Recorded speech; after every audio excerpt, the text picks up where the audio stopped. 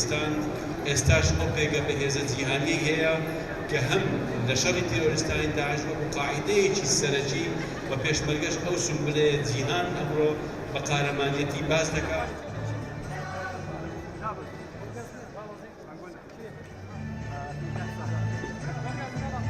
ئەوە بۆ شەشەمین ساڵە فیستیڤاڵی خەڵاتی ڕۆژنامەوانی لە سەئاستی کوردستان ساز دەکەین کە تێیدا هەجارە و ژمارەیەک ڕۆژنامەنووس لە بوارە جیاکان و لە ڕاگەیاندەکان بەبێ جیاوازی خەڵاتیان دەکەین. ئەم ساڵیش بەهۆی ئەو شەڕی کە لە کوردستان هەیە ژمارێکی زۆر لە ڕۆژنامەنووسان لە بەرەی جەنگن و هەواڵەکان ڕاستەوخۆ و بە شێوەیەکی ڕێکوپێک سەرکەوتنەکانی هێزی پێشمەرگە بەجی هەندێکن.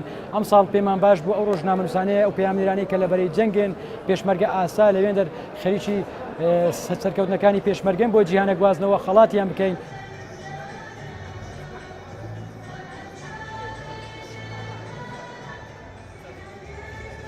خۆم بە خۆشحاڵە زان بێگومان ئەم خەڵاتکردنش تەنها لە باری معنەوە دەتوانێت هاندەر و هەروەها پاڵپشتێکی زۆر باش بێت بۆ سەرجەم ڕۆژنامەنووسانی کوردستان و سەرجەم ئەو بەڕێزانەی کە دەچن ڕووماڵەکانی شەڕ دەکەین ئێمە ناڵێن تەنها ئێمەین کۆمەڵە کەسی دیکەشە ئێمە لێرەوە دەستخۆشی لە هەموو لای دەکەین و هیوای سەرکەوتن دەخوازین بۆ ڕۆژنامەنووسانی پێشمەرگە و بۆ پێشمەرگەکانی کوردستان.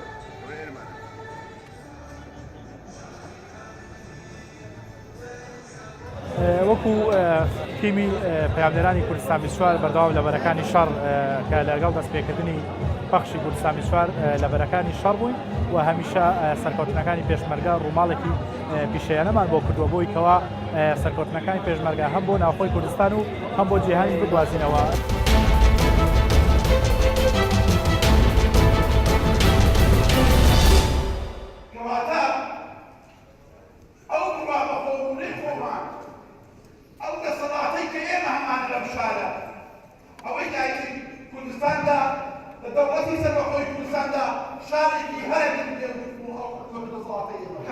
راپەڕینێک هەبوو بێ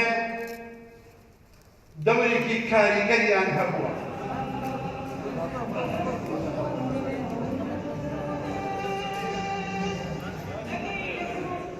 ئەمڕۆ زۆر دڵخۆش و سەربەرزم کە هاتوومەتە ئێرە لەلایەنی یەکێتی لاوانیشەوە خەڵاتیان پێمانداوە. بەڕاستی شتێکی نمونەیەکی زۆر جوان بوو بۆ ئێمە.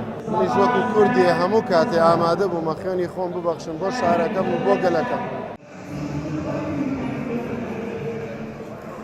ئێمە بۆ ئەوەی نەمان کردووە نە بە مادی نە بە ئەوەی خەڵک خەڵاتمان بکە بەس کە کاوە خۆی خەڵاتمان نەکات و سوپاسیان نەکەم خەڵاتمان نەکا.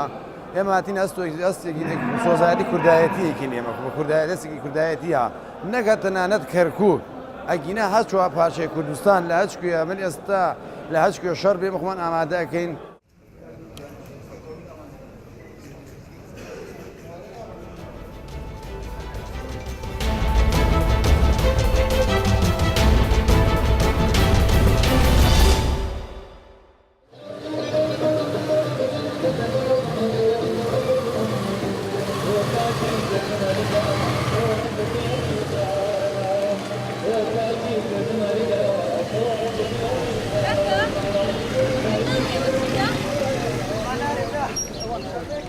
مردم سوتان تا شوێنێکی خایەنەوە دەستکەوت ئەوە مسڵەتیە لە پاشماوەی خواردن و قوتووی مەشروب و پیپسی و بەتڵی ئاو ئەو ناوەیان بە تەواتی کرد وەک فەکە. بەسمان هۆشیارکردنەوەی خەڵکو و چونکە تاکەکانی چونکە زۆربەی تاکەکانی باشووری کوردستان لە گرنگی ژینگە نازانن هیوادارم ئەم جارە لە گرنگی ژینگە تێبگەین.